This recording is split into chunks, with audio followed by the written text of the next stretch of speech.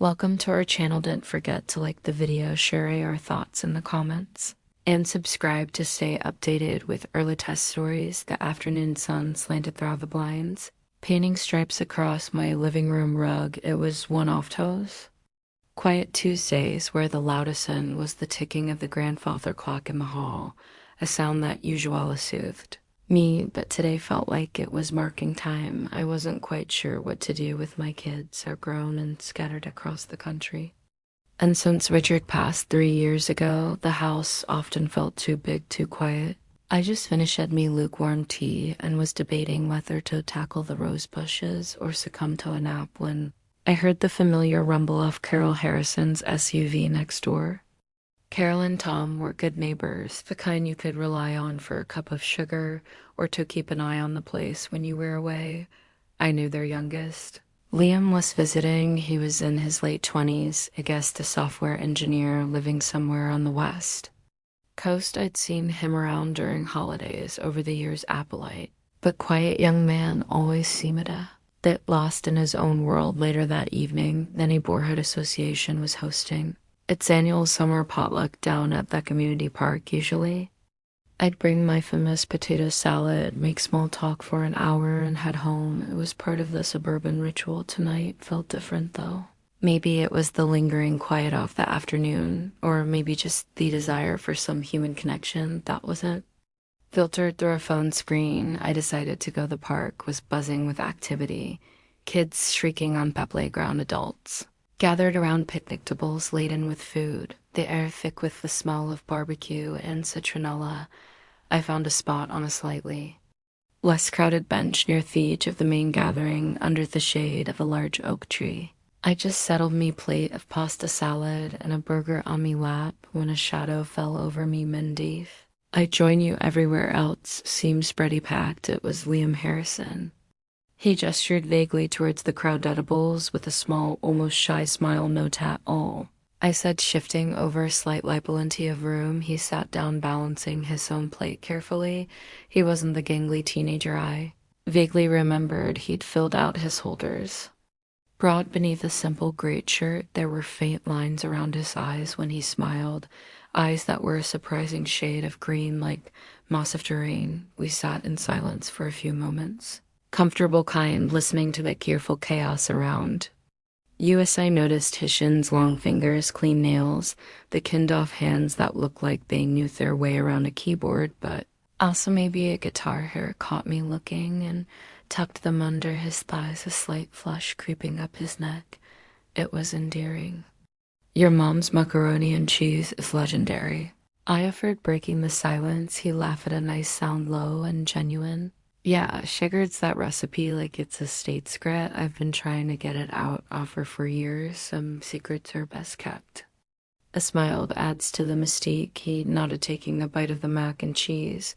So began, after swallowing your Sarah, right, my folks mention you. That's me, I confirmed. And your lamb, the prodigal son, returns. He chuckled again, something like that. Just needed a break from the city grind. Thought sometime back home some of mom's cooking might do the trick. There was a weariness in his voice that hadn't been there moments before, a subtle weight that pulled at the corners of his smile. It was unexpected.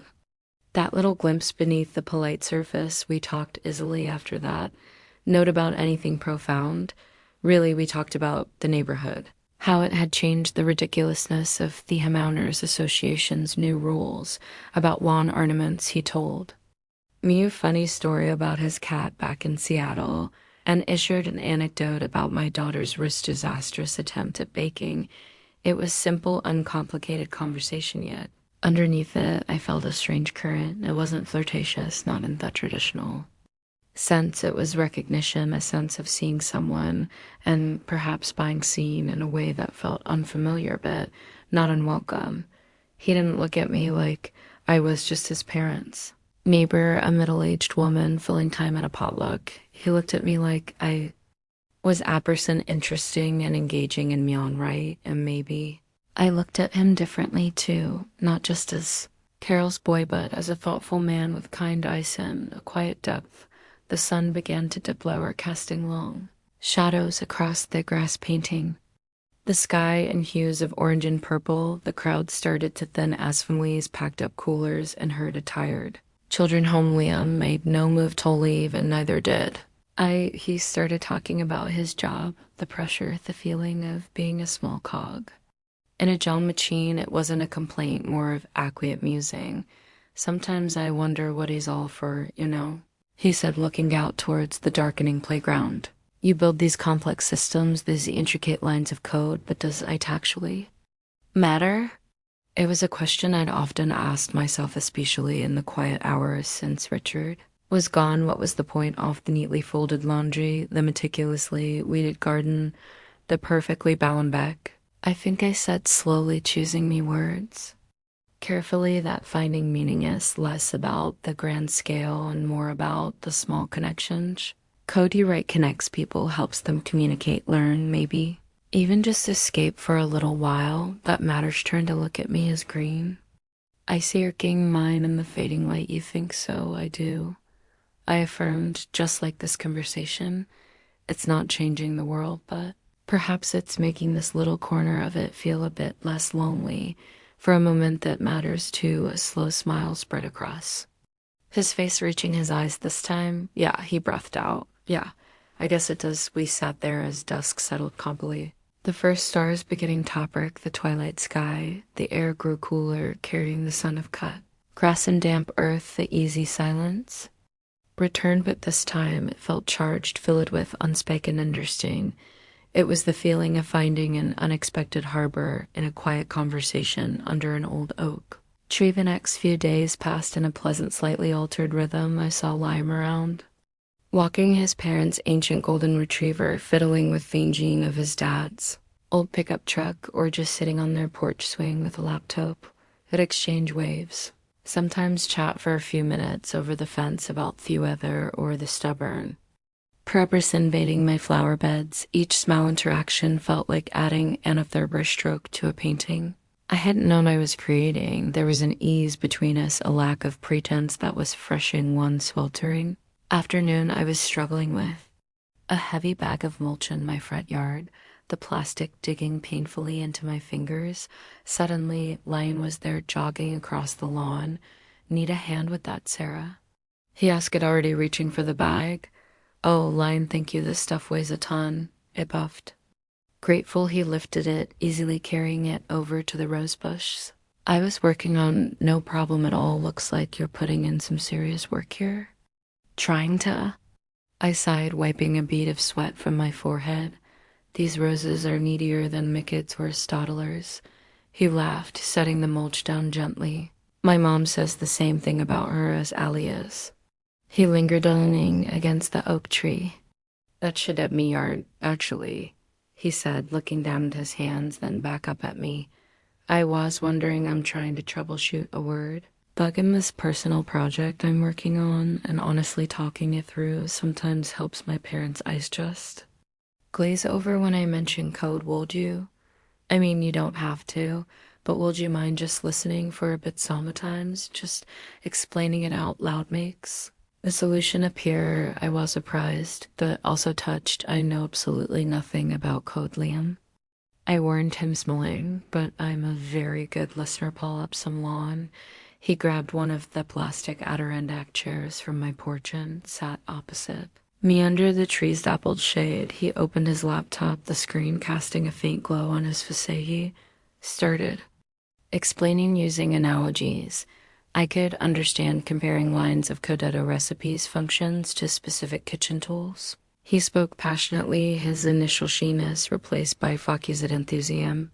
I didn't understand the technical details, of course, but he understood the frustration in his voice when he described the glitch, the intellectual challenge he was grappling with. I listened intently, asking occasional, probably naive questions, trying to follow the logic he laid out. Never made me feel stupid for not getting. He just patiently rephrased it or found a different analogy. After about 20 minutes, he suddenly stopped, looked at his screen, typed furiously for a moment, and then leaned back with a sigh of relief. Wait a second. I think, yes, that's it, talking about the user input sequenceo. asking why it needed that specific validation, right? Asterisk, there, asterisk, it made me realize. I'd put it in the wrong module entirely. He looked up at me, a wide, incredulous grin spreading across his face. Sarah, you're a genius. I laugh at shaking my head. Hardly, I just asked a question. No, but you listened. Heinz stood, his eyes bright. Really listen, nobody does that anymore. No, truly, everyone's just waiting for their turn to talk or checking their phone. Heckles the laptop. Thank you, seriously. Anytime I say it sincerely, though, I can't promise I'll have any useful input next time. Just listening is useful, he repeated softly. Sat there for a while, longer, ethereal ease. Returning deep in now, but this shared moment of problem solving, however one-sided the actual solving might have been, he started asking me about my life before. Richard, my career in library, archiving a part of my life I rarely spoke about anymore. He seemed genuinely interested, asking thoughtful questions. I found myself opening up, sharing stories I hadn't thought about in years, remembering the satisfaction of preserving fragile historical documents. Quiet hum of the research rooms. It felt good to revisit that part of myself, to see it reflected in someone else's interested gaze. The afternoon shadows lengthened and the heat began to soften. There was a comfortable intimacy in our conversation. A quiet sharing under the shade of the old tree.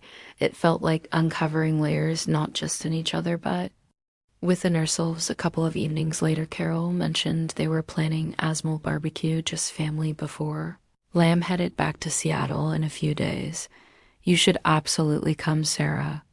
Shines a stick, keep us old folks company while Lamb talks about algorithms or whatever it is.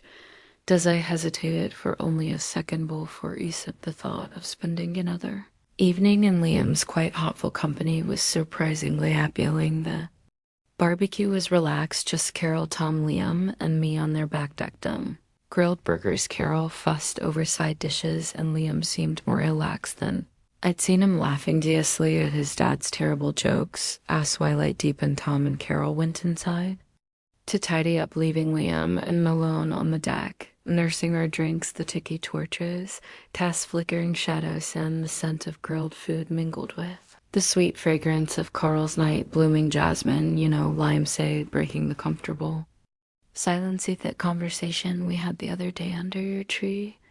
I nodded, looking out at fireflies starting to blink in there. It meant a lot. He continued, his voice low. It's been a weird couple of years for me, work life, everything felt kind of how coming back here. I didn't expect much beyond nostalgia and decent food. Hap was swirling the ice in his glass, buttling with you.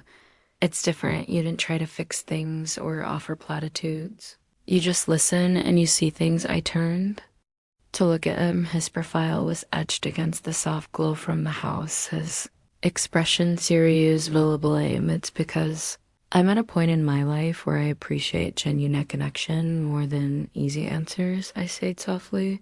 Life teaches you that. The platitudes were thin pretty quickly. Hem at my gaze, his green eyes seeming very deep in the torchlight. You make things feel less hollow. The air between us felt suddenly charged thick with unspoken emotion. It wasn't uncomfortable, but it was potent. It was the culmination of shared glances, quiet conversations, unexpected wins.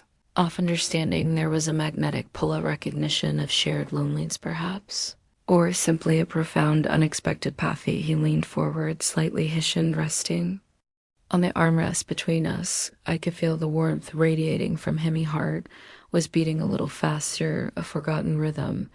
This was uncharted territory. He was my neighbor's son. I was old enough to be, well, significantly older, yet the connection felt real and tainted by those labels existing purely in the space between us under the jasmine-scented sky. It was terrifying and exhilarating all at once. He didn't move any closer, didn't break the gaze. His eyes held a question, but also a deep respect. It wasn't the predatory look you sometimes got from men, regardless of age. I was open, uncertain, almost reverent in that moment.